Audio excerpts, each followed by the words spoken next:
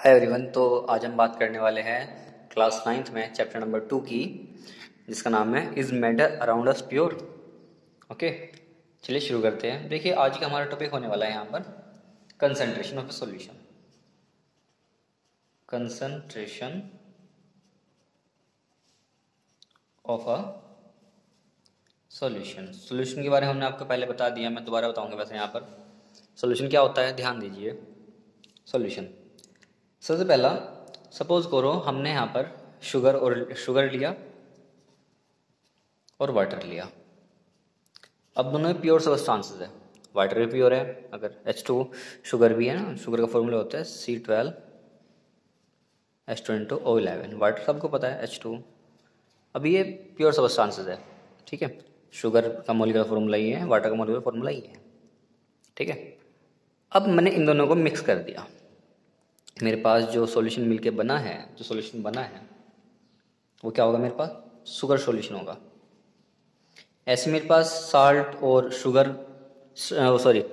Salt और water हो सकता है सॉल्यूशन। यहाँ तक कि मिट्टी भी एक सॉल्यूशन है, मिट्टी को अगर वाटर में डाल दो वो भी एक सॉल्यूशन है।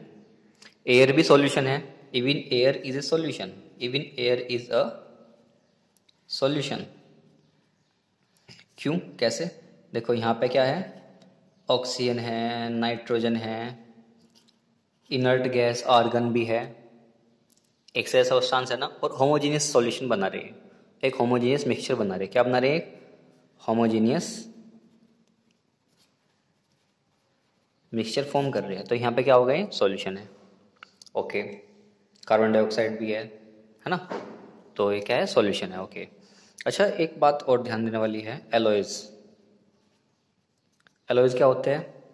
देखिए, मिश्र धातु है ना, जैसे ब्रोंज हो गया, है ना, ब्रास हो गया। जैसे आपका ब्रोंज है, ब्रोंज कैसे मिलकर बना होता है? कॉपर और टिन, है ना। ब्रास है आपका, कैसे मिलकर बना होता है? कॉपर और जिंक का एलॉय होता है।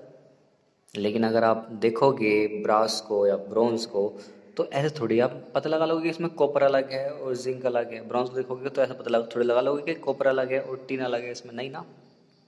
वो एक होमोजेनियस सॉल्यूशन बनाएंगे, एलॉयज होंगे, एक होमोजेनियस सॉल्यूशन बनाएंगे, वो भी सॉल्यूशन ही है। ओके, तो सॉल्यूशन क्या होगा? दो या दो से ज़्यादा सब्सटेंस का जो होमोजेनियस मिक्सचर होगा वो क्या होगा, सॉल्यूशन होगा। हमने आपको लास्ट टाइम वीडियो सेंड की थी, उसमें होमोजेनियस सॉल्यूशन मतलब ट्रू सॉल्यूशन, कोलाइडल सॉल्यूशन भी थे, है ना, सस्पेंशन भी थे, सब बताया गया था आपको, ठीक है। आज हम जो हमारा मेन टॉपिक होगा वो कंसंट्रेशन होगा, कंसंट्रेशन ऑफ ए सॉल्यूशन, ठीक है। उससे पहले एक टर्म और मैं बता दूं आपको, सैचुरेटेड सॉल्यूशन। देखिए, सैचुरेटेड सॉल्यूशन क्या होता है, समझाऊंगा इसको मैं एक्चुअल में। सपोज करो आपने थोड़ा वाटर लिया, एक एक एक डेफिनेट अमाउंट लिया वाटर का, आपने इसमें थोड़ा कुछ सॉल्ट डाल दिया। NaCl, हमारे सॉल्ट के बारे में हमारी जानकारी कैसी है, NaCl जैसे, NaCl के भाई NaCl सॉल्ट है, लेकिन ऐसा कुछ नहीं होता, ठीक है। फिलहाल आप NaCl को कंसिडर कीजिए सॉल्ट है। सॉल्ट डाल दिया हमने इसमें, NaCl मान लीजिए, हम सॉल्ट की बात करें NaCl की। ओके, थोड़ा अमाउंट डाल दिया, वो डिजोल्व हो गया, ठीक है। अब थोड़ा और डाल दिया, है ना, थोड़ा और डाल दिया, वो भी डिजोल्व हो गया, थोड़ा और डाल दिया, वो भी डिजोल्व हो गया। ओके, अब एक कंडीशन ऐसी आएगी कि इसमें हम थोड़ा सा अमाउंट और डाल लेंगे, वो और डिजोल्व नहीं होगा। एक डेफिनेट टेम्परेचर पे, हम टेम्परेचर कांस्टेंट होगा, ध्यान दो, वो डिजोल्व नहीं होगा। अब हम कहेंगे कि जो सॉल्यूशन बन गया, ये क्या बन गया, ये बन गया आपका सैचुरेटेड सॉल्यूशन। क्या बन गया आपका? Saturated solution. ओके, ठीक। कंसंट्रेशन का जिक्र तो अब भी नहीं आया यहाँ पर, है ना, आएगा, चिंता मत, आएगा। एग्जाम्पल समझो उसको। आपके पास दो वर्ड होंगे, कंसंट्रेटेड और डाइल्यूट सॉल्यूशन। लेकिन क्या कंसंट्रेट होगा और क्या डाइल्यूशन होगा, उसके बारे में बात करेंगे, चर्चा करेंगे। एक बात बताइए, वाटर लिया, एक डेफिनेट अमाउंट ऑफ वाटर लिया दोनों में, है ना, और इसमें हमने क्या डाल दिया, KMnO4 होता है, क्योंकि KMnO4 में कलर है इसलिए मैं KMnO4 का एग्जांपल ले रहा हूँ यहाँ पर आपका, है ना। KMnO पोटेशियम पर मैग्नेट, ठीक है, हमने इसमें डाला थोड़ा सा, ठीक है, थोड़ा सा डाल दिया, इसमें डाला थोड़ा और ज़्यादा, ठीक, इसमें थोड़ा सा और ज़्यादा। अब यहाँ पर जो कलर आएगा वो क्या आएगा, लाइट कलर आएगा। हमने डाला था small amount, very small amount, तो क्या आएगा, लाइट कलर आएगा, ठीक है। इसमें हमने क्या डाला, लार्ज अमाउंट, तो कैसा कलर कैसा आएगा, वो थोड़ा डार्क कलर आएगा। भाई सीधी बात है, आप जितना ज़्यादा कलर डालोगे कि वाटर में उतना ज़्यादा गाढ़ा होगा, ठीक है, आप ऐसा समझिए जितना ज़्यादा कलर डालोगे उतना ज़्यादा गाढ़ा होगा। तो मैं ये कहूँगा कि ये जो सॉल्यूशन है compare to this is more concentrated. और अगर मैं एक इसके बराबर में एक सॉल्यूशन और ले लूँ, है ना, और उसमें इससे भी ज़्यादा अमाउंट डाल दूँ कलर का, KMnO4 का हमने एग्जाम्पल ले रहे, तो मैं कहूँगा this solution is more concentrated than this, है ना, this solution is more concentrated than this. तो अच्छा यहाँ पे हम डिफाइन कैसे करेंगे कंसंट्रेशन को। ये तो मैं अगर बराबर में एक और जार ले लूँ और वहाँ पे और ज़्यादा डाल दूँ तो मैं फिर कह दूंगा कि इसकी कंसंट्रेशन क्या होगी, इससे ज़्यादा होगी, ठीक है। इसकी पहले डेफिनेशन देखिए, the concentration of A solution is the amount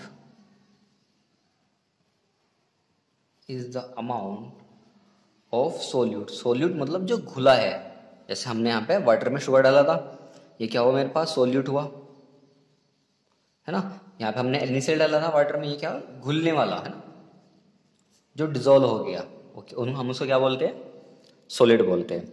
the concentration of A solution, solution जो मिलकर बना है और जिसने घोला वो क्या होगा, सोलवेंट। जैसे मैं डाल रहा हूँ यहाँ पर NaCl डाल रहा हूँ वाटर में, तो वाटर होगा मेरे पास सोलवेंट,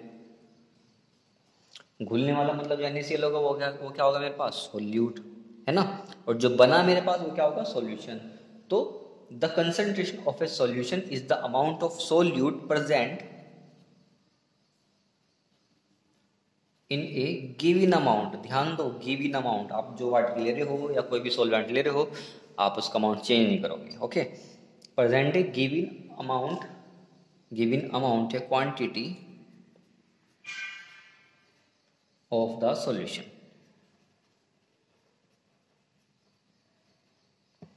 ठीक है। सपोज करो यहाँ पर कोई सॉल्ट है, वो 1 ग्राम डिजोल्व हो रहा 1 लीटर में, तो मैं कहूँगा कि इसकी सॉल्युबिलिटी है वो 1 ग्राम पर लीटर है। वो क्या है, 1 ग्राम पर लीटर है, ओके। लेकिन चर्चा का विषय हमारे पास ये नहीं है, हम यहाँ पर असल में आपको न्यूमेरिकल अप्रोच की तरफ ले आना चाह रहे हैं, है ना।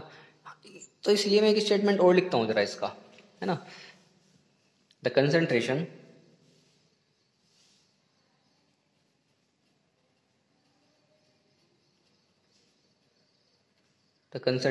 of a solution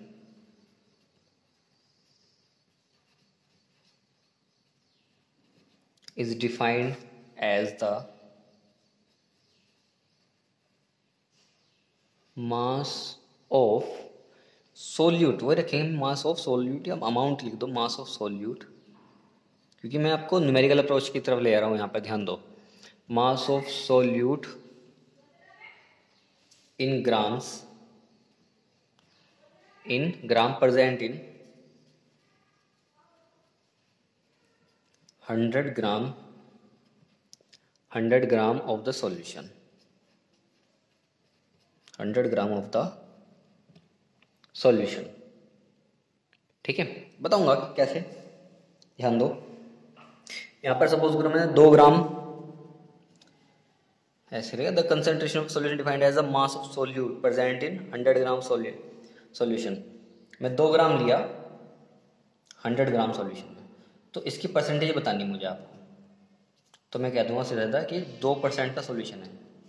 क्या कह दूँ सीधा 2% का सॉल्यूशन है, ठीक है, तो इसके लिए अगर मैं फॉर्मूला यहाँ पे लिखता हूँ आपका कंसंट्रेशन का, तो कैसे लिखूंगा, ध्यान दो। अगर मैं इस स्टेटमेंट को फॉर्मूले में लिखता हूँ तो concentration mass of solute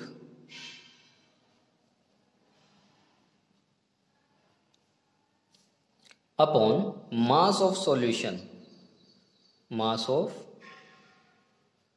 solution into 100। ये आपका पहली बात तो फॉर्मूला है, इसको ध्यान से देखिए एक बार, वीडियो पॉज करके। मैं तो कहता हूँ आप लिख लीजिएगा इसको एक बार, है ना।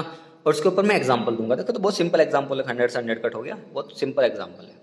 हम एक टफ एग्जांपल देते हैं, ठीक है, इतना भी टफ नहीं।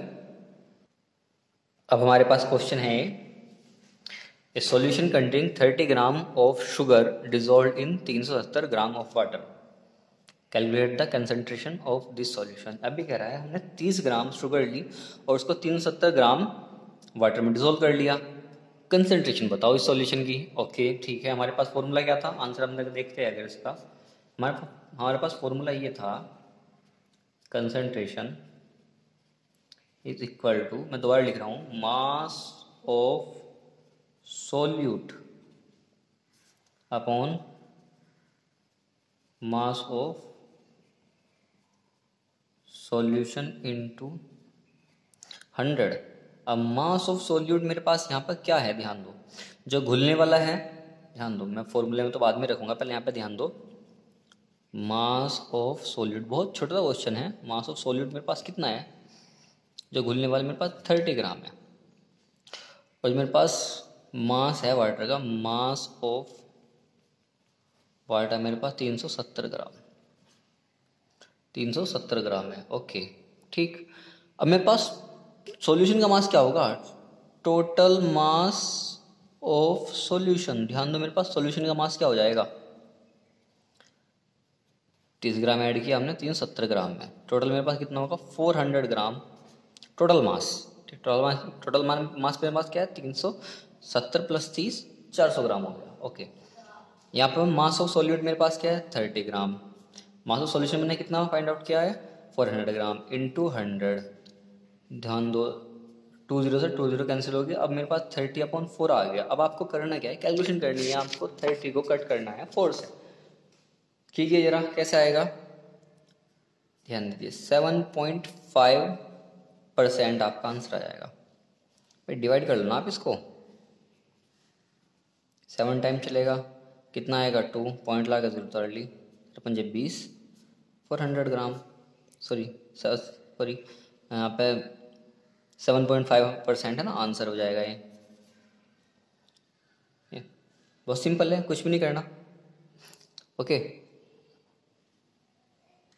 अच्छा एक क्वेश्चन और, थोड़ा लीक से हटकर क्वेश्चन है वो, है ना, मैं यहाँ पर कर रहा हूँ, ये तो क्वेश्चन की जगह बची है ना काफ़ी,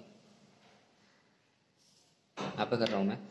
ध्यान दो, अगर आपसे कोई कहता है कि मेरे पास जो सॉल्यूशन है वो 10% है, मेरे पास सॉल्यूशन है वो 10% है, और कॉमन साल्ट लो, 10% कॉमन साल्ट है, कॉमन साल्ट मतलब मैं NaCl की बात कर रहा हूँ, है ना, 10% कॉमन साल्ट है, तो यहाँ पर सोल्यूट का मास क्या होगा, मास ऑफ सोल्यूट। अरे ध्यान दो, जितना परसेंटेज हो ना, जितना परसेंटेज हो उतना ही ग्राम इसमें सोल्यूट होगा, मतलब यहाँ पर जो मास ऑफ सोल्यूट है वो 10 ग्राम है, मास ऑफ सोल्यूट क्या है 10 ग्राम है। और अगर वो मास ऑफ सोलवेंट भी पूछ ले, अगर हमसे कोई मास ऑफ सोलवेंट भी पूछ लेता है तो कैसे करेंगे, ध्यान दो, अब 100 मान लो पूरे को, पूरे सॉल्यूशन है आपको, उसको 100 मान लो, अब उसमें 10 ग्राम तो सॉल्ट आ गया, तो बचा कितना, 90 ग्राम वाटर बचा ना, मतलब सोलवेंट। तो यहाँ पर 100 माइनस 10 इज इक्वल टू, ये तो करने की जरूरत भी नहीं है, अगर आपने निकाला तो 100 में से माइनस कर दो, ठीक है, 100 में से माइनस कर दो तो आपका 90 ग्राम आपका सोलवेंट का मास आ जाएगा। ठीक है, देखिए मैं आपको क्वेश्चन दूंगा ये अभी, ठीक है, ये एज आपका होमवर्क है, आप इसे कॉपी में लिखिएगा अपने आप, मैं इसका सॉल्यूशन दे दूंगा अगर आप मुझसे पूछोगे, फिलहाल तो मैं इसका सॉल्यूशन नहीं दूंगा इसमें, तो आपको अपनी कॉपी में लिखना है, ट्राई करना है, एक बार ट्राई कीजिए, नहीं हुआ तो मैं तो फोन कराने के लिए, और जल्दी जब स्कूल खुलेंगे तो हम इसको क्लास में भी कराएंगे। ओके, ये देखिए आपके पास क्वेश्चन है, if 110 gram of copper sulphate का फॉर्मूला ही होता है, ध्यान दो, अगर मैं वैसे ही पूछ सकता हूँ इसको, is present in 550 gram of solution, calculate the concentration of solution. ठीक है, सब क्वेश्चन आपके सामने है, आपको इसका आंसर लिखना है अपनी कॉपी में। ओके, ये मैंने एग्जांपल आपको दिया, सेम ऐसे ही होगा। ठीक है, सेम ऐसे ही होगा।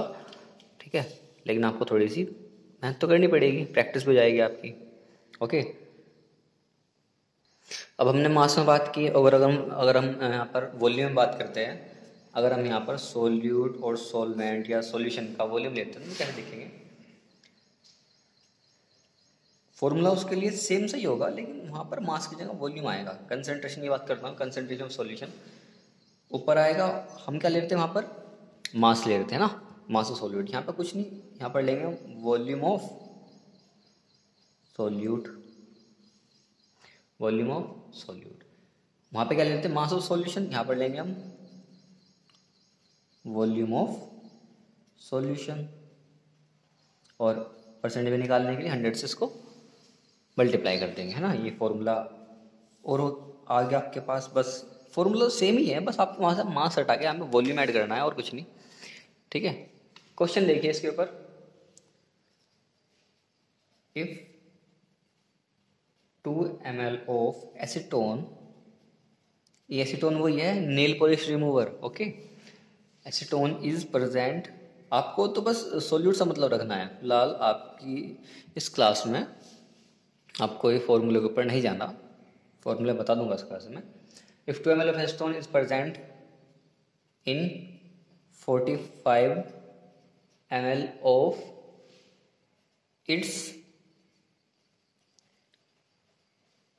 Aqueous solution. एक्वस सॉल्यूशन का मतलब वाटर में मिलाया इसको हमने। ठीक है, इसको हमने वाटर में मिलाया, aqueous solution.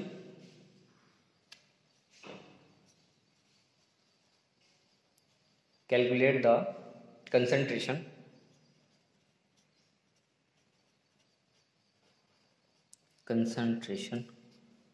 Of this solution, calculate the concentration of this solution. बहुत ही सिंपल क्वेश्चन है, बस मास की जगह वॉल्यूम हमें यूज करना है यहाँ पर। कंसंट्रेशन फॉर्मूला क्या होता है सबको पता है,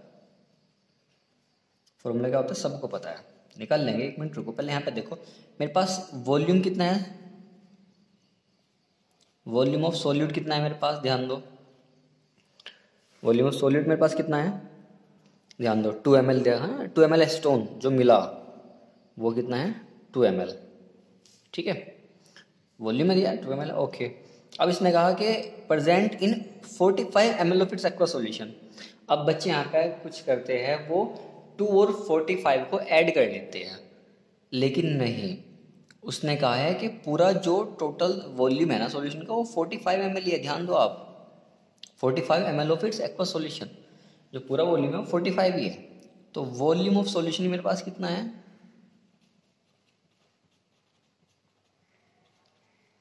वो मेरे पास पूरा का पूरा 45 ml है। ध्यान दो, तो मेरे पास कंसंट्रेशन क्या आती है, volume of solute upon volume of solution into 100। अब मेरे पास वॉल्यूम सॉल्यूट क्या है, 2 ml है, वॉल्यूम सॉल्यूशन क्या है मेरे पास, 45 ml है ना, 45 ml है, 100 से मल्टीप्लाई कर दोगे। अब आपको करना क्या है यहाँ पर, अब करना क्या है यहाँ पर, आपको कैलकुलेशन करनी है, और कैलकुलेशन करने के बाद जो आएगा आपका 4.4% आएगा। ध्यान दो, कैलकुलेशन वो मेरा काम नहीं है ना, कोई टिपिकल कैलकुलेशन आएगी तो मैं सिखाऊंगा, है ना, लेकिन यहाँ पर कुछ नहीं। अरे 200 हो जाएगा ना ऊपर, 200 को आप 45 से डिवाइड करोगे ना तो 4.4% आ जाएगा। आपका आंसर है, यहाँ पर क्या है, आंसर है। और जैसे मैंने बताया एसीटोन क्या है आपका, ये नील पॉलिश रिमूवर ही तो है।